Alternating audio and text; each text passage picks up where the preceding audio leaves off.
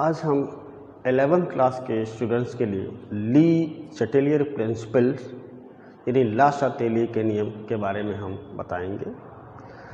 Actually में ये ला एक ऐसा ला है जो किसी भी रिवर्सिबल रिएक्शन के इक्विलिब्रियम पर बहुत सारे जो बाह्य कारक हैं, जैसे सांद्रता है, ताप है, दाब है, आयतन है, तो इन सब का प्रभाव का अध्ययन किया जाता है।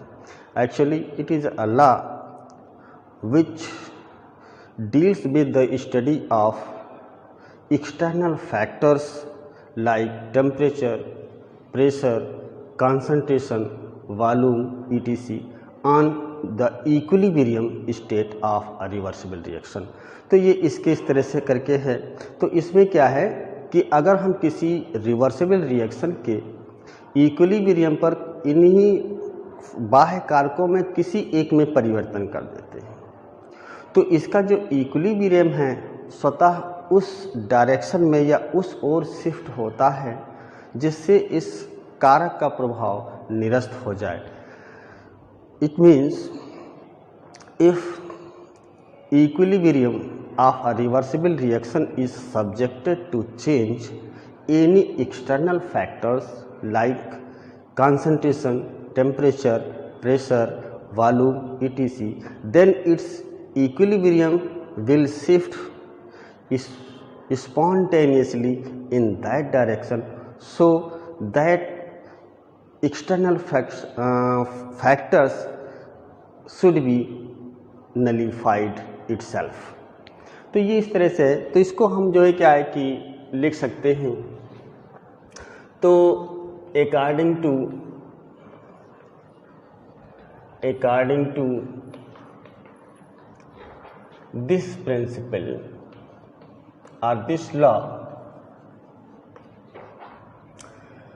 And equilibrium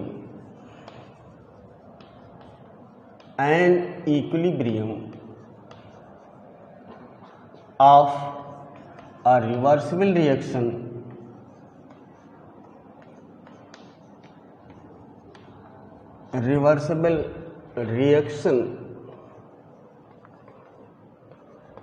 is subjected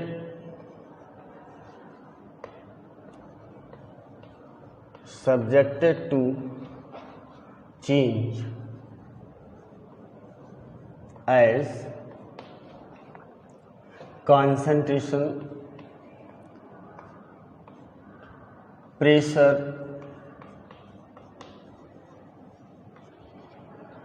temperature and volume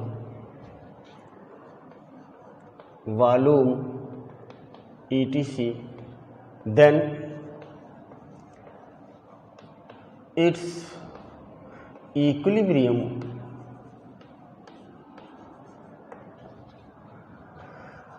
will shift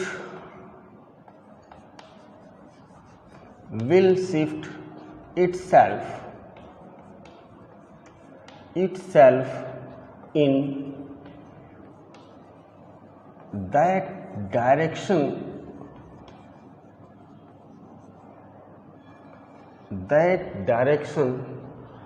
so that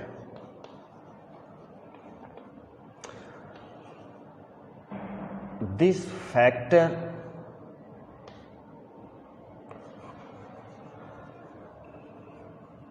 factor would be nullified।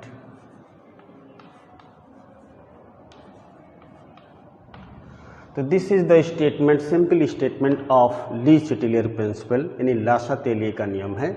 यानी इस नियम के अनुसार अगर किसी रासायनिक उत्क्रमणीय अभिक्रिया के रासायनिक साम्य पर विभिन्न कारकों जैसे सांद्रता है, दाब है, ताप है, आयतन है, इन सब में किसी में एक में परिवर्तन कर दिया जाए तो इसका जो साम्य है स्वतः उस दिशा में विस्थापित होता है जिससे इस कारक का प्रभाव निरस्त हो सके। तो ये इस तरह करके है। तो अब हम देखिए क्या है कि चलते हैं कि कोई एक ऐसा एग्जाम्पल लें जो इसका जो है क्या है एप्लीकेशन, इसको समझा जा सके।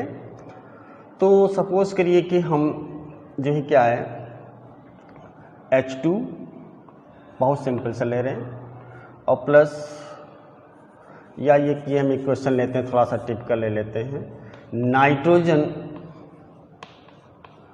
प्लस हाइड्रोजन और रिवर्सिबल, ये 2NH3, ये इस तरह से है। और इसकी जो चेंज इन एंथैल्पी है -22.4 किलो कैलोरी है, that is reaction is exothermic. ये इस तरह से इसमें है। तो इसमें देखेंगे कि अब इधर देखें तो ये 1 मोल नाइट्रोजन है और 3 मोल्स हाइड्रोजन इसमें है, और ये 2 मोल्स जो है क्या है अमोनिया मैन्युफैक्चर हो रहे हैं।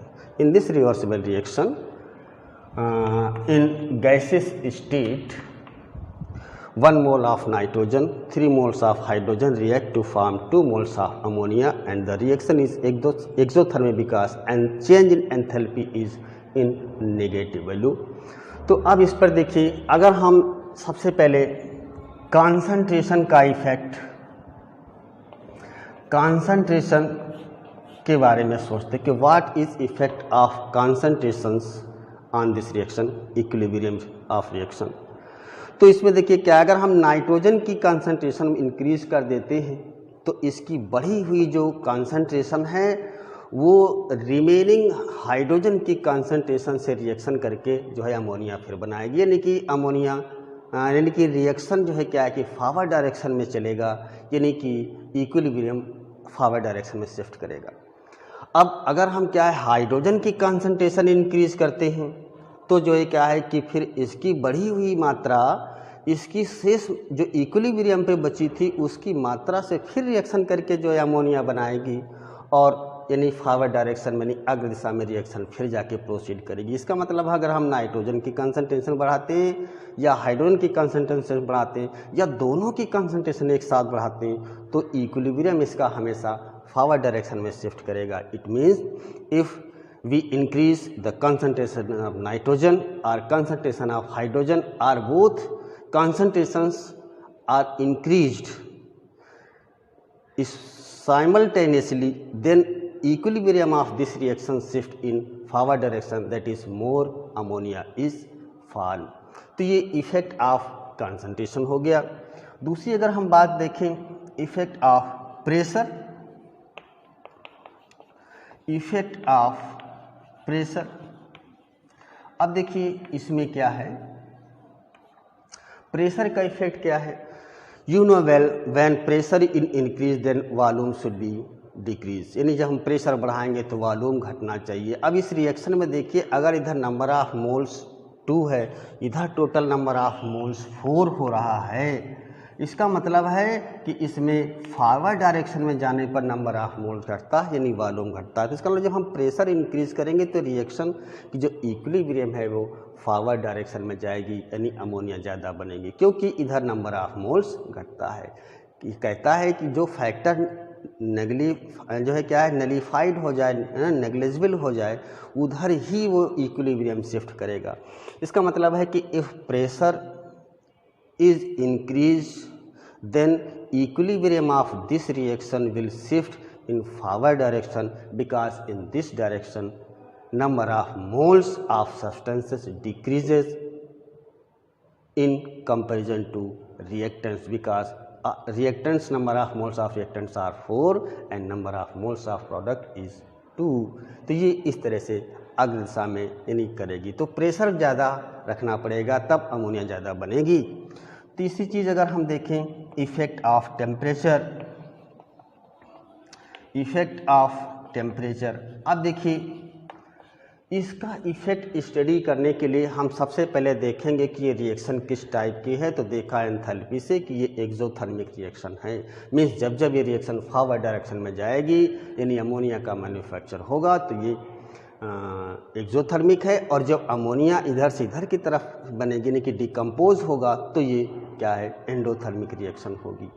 और ये हमेशा हम जानते हैं कि अगर हम टेम्परेचर इंक्रीज करेंगे तो ये जो टेम्परेचर बढ़ा हुआ होता है वो एंडोथर्मिक रिएक्शन के लिए फेवर करेगा, ना कि एक्सोथर्मिक रिएक्शन के लिए फेवर करेगा। Because in endothermic reaction this heat या temperature is consumed, because heat is या energy is required to perform या to carry on this reaction.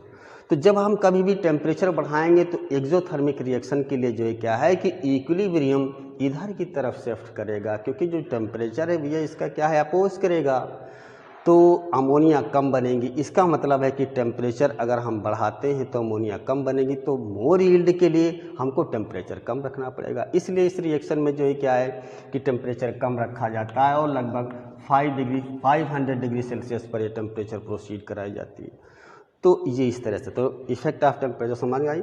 अगर ये रिएक्शन एक्सोथर्मिक है तो टेम्परेचर कम करना चाहिए ज़्यादा अमोनिया के लिए या ज़्यादा प्रोडक्ट के लिए, और अगर एंडोथर्मिक है तो हम टेम्परेचर को ज़्यादा रखना चाहिए। बढ़ाने से फॉरवर्ड डायरेक्शन में रिएक्शन जाएगी यानी इक्विलिब्रियम जाएगा।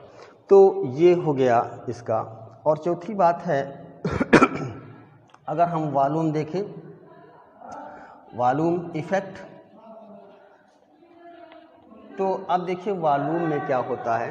अगर हम वॉल्यूम बढ़ाते हैं तो उसका प्रेशर घटना चाहिए। वॉल्यूम बढ़ाते हैं तो प्रेशर घटना चाहिए, यानी कि वॉल्यूम बढ़ाते हैं तो इसका मतलब है कि इक्विलिब्रियम जो है लेफ्ट में यानी रिएक्टेंट की तरफ करेगा, क्योंकि इधर नंबर ऑफ मोल्स बढ़ रहा है तो वॉल्यूम बढ़ रहा है। इसका मतलब है अमोनिया कम बनेगी। तो इस रिएक्शन के लिए वॉल्यूम जो है क्या है कि हम कम रखें, ठीक है, तभी जो है क्या है कि अमोनिया ज़्यादा बनेगी। तो ये इस तरह से चारों का इफेक्ट हो गया।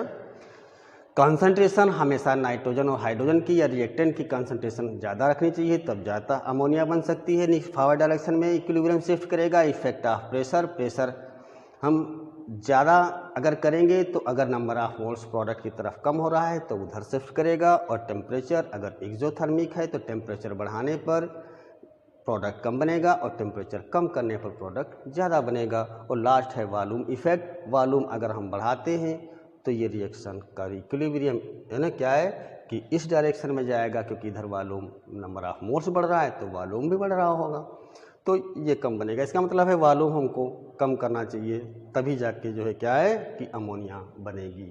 Thank you.